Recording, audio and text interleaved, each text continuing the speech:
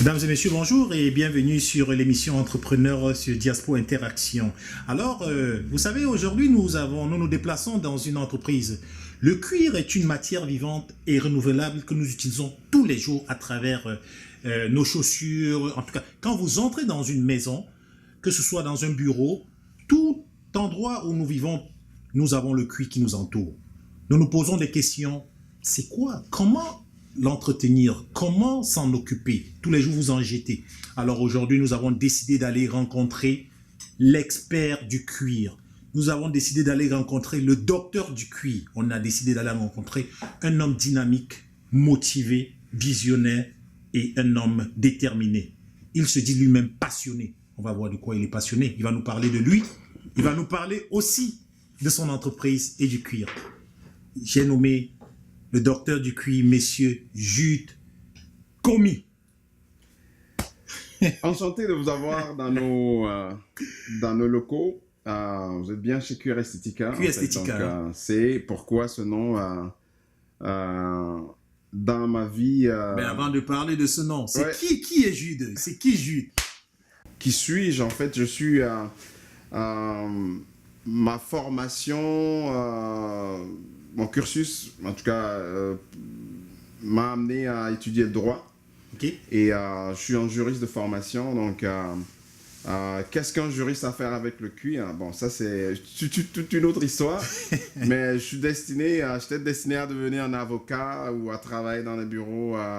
J'en ai fait pendant longtemps dans des instituts de recherche en droit, etc. Mais tout le long de ce cursus universitaire, j'ai eu un ami qui m'a amené à toucher le cuir, et puis finalement je suis comme tombé en amour de ce cuir. Donc arrivé au Québec, j'avais le choix de pouvoir finir. Il est arrivé quand au Québec, Jude? Il est arrivé en 2005 par une journée de tempête. Une tempête québécoise, c'était fou. Ah, ok. Et je m'en rappelle toujours. On était arrivé, j'avais ma famille, mes 2 enfants, ma femme, donc on est arrivé avec 12 valises. Et on arrive à l'aéroport, les gens étaient comme, ils sortent d'où ces gens? On a dû prendre deux grands camions pour pouvoir rentrer. Et puis le chauffeur me demandait, c'était je pense un Marocain, Marocain, dit, sûrement, ouais. mon frère, qu'est-ce que tu es venu chercher ici? Wow. Alors, je pense que je l'ai trouvé, ce pourquoi je suis arrivé ici, c'est d'apporter un plus à cette communauté. Au fil des temps, j'ai fait le pour et le contre des choses pour me rendre compte que il y a une demande dans le cuir, parce que mon premier job, ou ma première job, comme on dit à la québécoise, était de travailler dans une entreprise qui fait de la carrosserie, et je maîtrisais ça un peu de mon expérience en Allemagne. Donc, j'ai travaillé dans cette compagnie à travailler sur la carrosserie. Et il y a une compagnie qui venait faire de la réparation du cuir. Et c'était une franchise, etc. Mais ça demandait beaucoup trop d'investissement. Mais je savais que j'avais des contacts en Allemagne. Donc, je suis retourné en Allemagne finaliser cette formation. Quand je suis rentré, j'ai laissé ma job et puis j'ai lancé ma compagnie en 2006. Donc, nous 2006, voilà. Nous, on est en 2018. En 2018, donc ça fait 12 ans 12 ans d'expérience. De bataille, de haut et de bas, mais on a tenu et nous sommes ici aujourd'hui. Voilà. Donc, à partir d'une expérience de carrosserie, et vous êtes rendu dans le cuir et vous êtes devenu le docteur du cuir. À partir de ces genèses, j'aimerais vous demander quelle est l'activité principale de Cuir Estetica. Je vois des cuirs un peu partout là. En partant d'une veste, on parle des fauteuils, on parle de tout. C'est quoi l'activité principale de votre compagnie? L'activité principale de Cuir Estetica, c'est penser un peu, vous l'avez dit au départ, vous avez parlé du docteur du cuir, il y en a qui m'appellent même le dieu du cuir. J'étais dit non, mais... On va se calmer. C'est un client qui a fait des recherches, et puis le service qu'on lui a donné, il me dit non, lui c'est le dieu du cuir. Donc, c'est pas pour la galerie, mais c'est une réalité. On apporte des solutions à tout ce qui peut arriver comme problème au cuir. Vous avez dit le docteur, donc les gens peuvent arriver avec toutes sortes de difficultés, de dommages provenant des animaux qui viennent endommager notre cuir, ou de l'usure, ou des gens ont un design qui ont des meubles de plus de 30 ans, de 20 ans, et la qualité, vous avez le cuir est une matière vivante. Vivante, oui. Donc on peut l'avoir toute une vie. Donc les gens n'aiment plus le design, comme ce qu'on a devant nous, on va changer. Au lieu de changer le cuir, de jeter, on garde le même cuir, mais on le change, on lui change de couleur. Donc notre rôle, c'est de restaurer, c'est de donner une deuxième vie au cuir. En fait, on prend la matière qui existe déjà, beaucoup de gens jettent, on jette du gaspillage. Et quand on voit notre design, il y a une petite feuille qui montre le côté écologique. Donc on veut garder, on veut garder le plus longtemps, conserver. Donc on joue dans le cuir, on redonne une deuxième vie au cuir. Alors, quels sont vos défis dans ce métier, dans ce domaine? Vos défis, vos réussites, en fait, les bons et les mauvais coups actuellement que vous avez déjà eu à voir?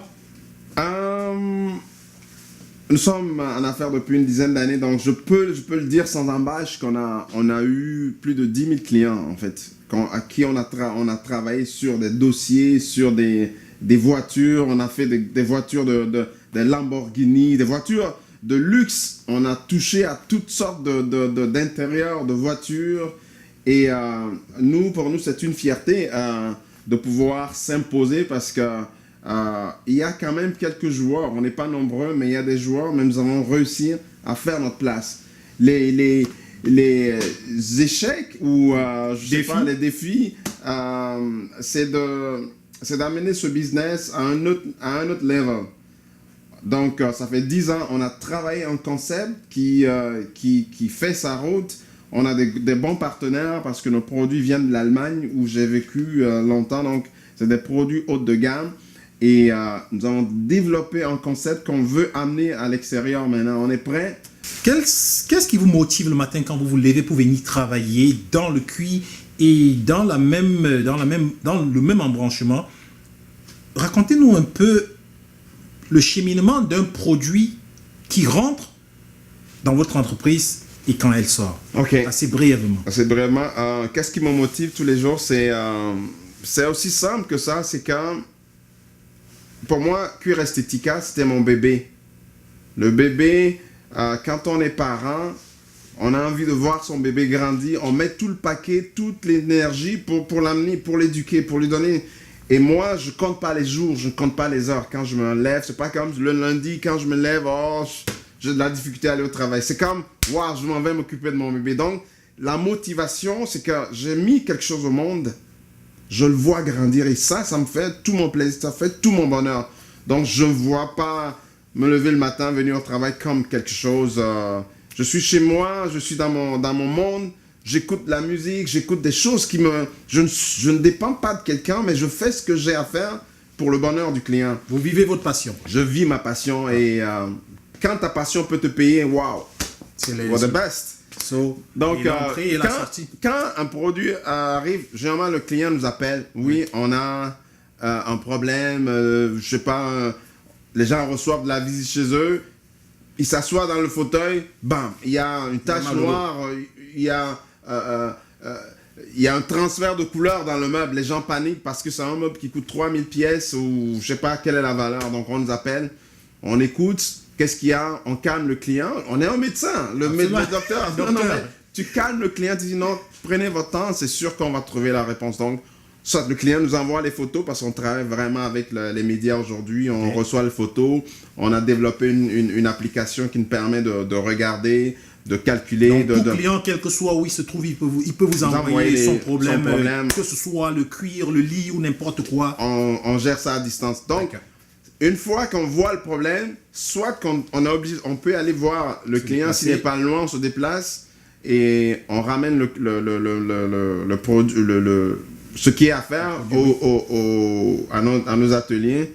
Donc, je ne veux pas aller dans le détail, oui. Mais si c'est à nettoyer, on le nettoie. Si c'est à redonner une nouvelle couleur, on le refait. Et on a travaillé sur j'ai eu un sac de plus de 200 ans. Wow. 2 siècles. Donc, c'est l'arrière-grand-père d'une cliente qui a ramené ça de l'Europe. C'était le sac que le premier a amené ici. Donc, c'était quelque chose de sentimental, pardon. Donc, on a restauré ça, on a rénové ça, on a remis ça clean cut. Le client était... Donc, c'est... Parlons actuellement de votre clientèle, le pourcentage de clientèle que vous avez actuellement. Et puis, quand on parle de clientèle, sûrement, on va faire allusion aussi à votre apport dans la collectivité, dans la communauté. Quel est votre apport en deuxième phase au Québec qui vous donne actuellement? Et en première phase, j'aimerais que vous nous parlez de votre clientèle. Notre clientèle, c'est spécialement constitué on a une clientèle commerciale, on a une clientèle résidentielle aussi. Donc, les gens peuvent arriver avec n'importe quel monsieur, madame, tout le monde. Et nous avons environ 65% de résidentiel et le reste, c'est du commercial. Donc, on travaille avec les assurances, avec les vendeurs d'automobiles, les concessionnaires d'automobiles. On travaille avec des compagnies de déménagement. Donc, c'est des compagnies qui ont un contact avec des clients dont nous avons besoin. Donc, soit ils font du déménagement, ils brisent le produit, ou etc. Donc, ils viennent voir. Tout dépend voilà. Donc, c'est à peu près ce qu'on fait. Donc, qu'est-ce qu'on apporte à la communauté? Je pense que beaucoup de gens, tu l'as bien dit au début, que dans les voitures, dans les maisons, dans les bureaux, il y a du cuir partout. Donc, et quand on a un produit, c'est qu'il y a des dommages, il y a des problèmes qui peuvent arriver. Donc, nous apportons des solutions à ces gens-là qui ont un lien ou quelconque avec le cuir. Des gens, ils ont des enfants, on verse du café ou tout. Vous allez rire, mais il y a toutes sortes de dommages qui arrivent. Donc, les gens ont investi beaucoup de l'argent dans du cuir. Le vrai cuir, ça coûte cher. Très, très cher. Et tu te trouves qu'il est brisé. Qu'est-ce que tu fais? Les gens vaquent à leurs opérations, mais tu reviens tous les jours, tu vois ce problème-là. Les gens sont découragés. Donc, si on arrive à leur apporter une solution, les gens sont contents et puis la vie devient normale. Donc, je pense que Cuir Estetica apporte une solution à des problèmes spécifique à une classe de clientèle donnée, et puis voilà. Est-ce que c'est vraiment une clientèle d'accueil, du pays d'accueil, ou bien c'est j'ai à 90%, je dirais, ma clientèle, elle est de souche, on va dire, est québécoise ou canadienne, si vous voulez, parce qu'on reçoit des demandes depuis la côte ouest, depuis l'Abitibi. Actuellement, on a une personne qui est en formation, qui va ouvrir bientôt à Abitibi. Donc, la demande est partout. Donc, mais au niveau de la diaspora, de plus en plus, les gens commencent à nous faire appel aussi. Donc, c'est à peu près 20 ou 15% de notre clientèle. Alors, on va encore avoir 3 dernières questions, on aura terminé. J'aimerais savoir rapidement, quelle est la vision du Cuir Estetica dans le futur? La vision de Cuir Estetica, c'est... on veut amener ce concept, le concept Cuir Estetica qu'on a développé, cette expertise sur le plan national et à l'international. Donc, on vise 4 As, donc Montréal, Toronto, Ottawa et Québec à l'agrandir. Donc, c'est d'apporter cette expertise-là, divulguer des formations. Donc, on a une forme d'académie qu'on est en train de développer qui va servir à former les gens, à éduquer les gens, comment soigner le cuir, comment l'entretenir, comment le réparer et comment le garder le plus longtemps possible. Parce qu'on sait que le marché est inondé de produits qui viennent de la Chine, etc. Donc, ça joue sur Donc, on va aller à grandeur. L'Afrique aussi nous appelle parce que de plus en plus les gens du cuir, donc on a des demandes pour des formations en Afrique aussi. Donc. Ok, donc je vais faire la dernière question et on va couper. Une question ouverte. est-ce que vous travaillez, quel conseil vous donnerez au gouvernement québécois en ce qui concerne ce domaine afin que ça puisse s'élargir? Et à travers la réponse, j'aimerais que vous nous disiez aussi quel est le conseil que vous donnez à tout jeune qui aimerait comme ça se lancer en entrepreneuriat, éventuellement dans le domaine du cuir. Et vous terminerez en nous disant, est-ce que vous accepteriez d'être un mentor pour un de nos web spectateurs qui nous regardent aujourd'hui, parce que c'est une habitude pour nous d'offrir aux spectateurs de demander à être coaché. All right. Pas de problème. Vous savez, Québec, la ville de Québec, c'était une ville de cuir. Avant, il y avait des tanneries partout dans cette ville-là. Mais qu'est-ce qui s'est passé, c'est qu'à un moment donné, le développement, avant, il y avait beaucoup de produits chimiques qui sont utilisés, puis ça, on le versait directement dans les rivières de la ville. Donc, il y a des questions écologiques qui sont touchées à ça. Et il y a eu un développement de temps où on est tombé dans le chrome. On utilise les chromes pour faire la teinture du cuir. Donc, ça a joué.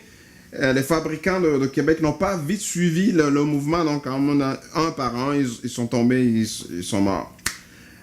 Québec a une histoire de cuir. Je pense que le message serait que si dans le passé on avait cette capacité, ce serait bien de relancer. Et je donnais des cours, je reçois il y a des collèges professionnels qui nous envoient des étudiants pour faire des stages, etc. Mais on est en train de fermer ces types de formations parce que je sais pas pourquoi. Vous êtes ouvert à donner. Donc, on est ouvert. Il faudra pas laisser tomber ça parce que c'est une expertise que le Québec a. Okay. Il faut pas le faire mourir. Okay. Pour un jeune entrepreneur qui veut partir en entreprise, ce que je dirais, surtout pour nos jeunes de la diaspora, de la communauté, c'est il faut travailler fort, dur et fort. Et quand je dis travailler dur et fort, ce n'est pas juste avec la force, c'est de travailler vraiment dans la tête fort parce que les gens vont vouloir partir en affaires, ils voient trop de problèmes. Oui, il y a de problèmes dans ci et dans ça, mais il faut être mentalement fort, préparé pour pouvoir tenir parce que c'est un business, ce n'est pas une histoire de one shot, tu deviens riche ou etc. C'est un processus. Ça demande beaucoup de travail, beaucoup d'endurance, de ténacité et de constance. Wow. Et donc, c'est quelque chose que je dirais, quelqu'un qui veut partir en affaires, il faut que... C'est déjà bon de dire, je veux être mon propre boss, d'apporter des solutions. Donc, c'est le travail fort, fort. Donc, pour être un mentor, je pense que on a glané avec nous des années d'expérience, de difficultés, on a eu des hauts et des bas. Donc, on a cette expertise qu'on peut redonner, que je suis prêt vraiment de tout cœur à donner à un autre jeune qui aimerait partir en business. On en fait déjà. J'ai des mentorés à qui que je booste, que j'amène à prendre conscience du potentiel qu'ils ont. C'est d'ailleurs pourquoi je n'aime pas le concept d'employé. Je n'aime pas d'employé. Je travaille avec des gens qui ont du potentiel. Il y en a qui viennent, qui sont des calés en marketing. Est-ce que je le prends pour qu'ils viennent nettoyer le cuir? Non. Je le mets autour de moi, on met sa puissance, sa force, son potentiel en exergue et puis, pouf, il devient quelqu'un tout on se soutient. Donc, je pense que le monde a été changé par les entrepreneurs, on le voit. Donc, si vous êtes jeune et que vous me regardez, n'hésitez pas, on est là, on pourra vous aider, on pourra vous coacher. Pas nécessairement dans le cuir, il y a d'autres choses, on a d'autres choses qu'on fait dans la vie qu'on peut vous donner. Donc, je suis très content de vous avoir reçu. Que pensez-vous de Diaspo Interaction? Diaspo, c'est ça, c'est une plateforme qui nous donne beaucoup d'exposure. Ça nous permet d'être connecté avec du monde qu'on n'a pas nécessairement quand on est dans notre monde. Donc, vraiment, chapeau à Diaspo. On vous souhaite beaucoup de succès et merci de nous avoir reçus. Et voilà. Donc, à tous ceux qui nous écoutent, merci d'écouter cette émission. Merci d'avoir pris le temps de découvrir Cuir Estetica. Dorénavant, votre cuir, quelle que soit la matière, vous ne le jetez plus jamais. Vous contactez Cuir Estetica, situé au 11 rue Langevin, c'est à Beauport. Et vous l'appelez, si vous n'avez pas le temps d'y venir, appelez, envoyez, il va s'en occuper, chaussures, n'importe quoi, tout ce qui touche du cuir, à partir d'aujourd'hui, vous jetez plus, vous l'appelez, il s'en occupe. Merci et à prochainement avec le prochain entrepreneur.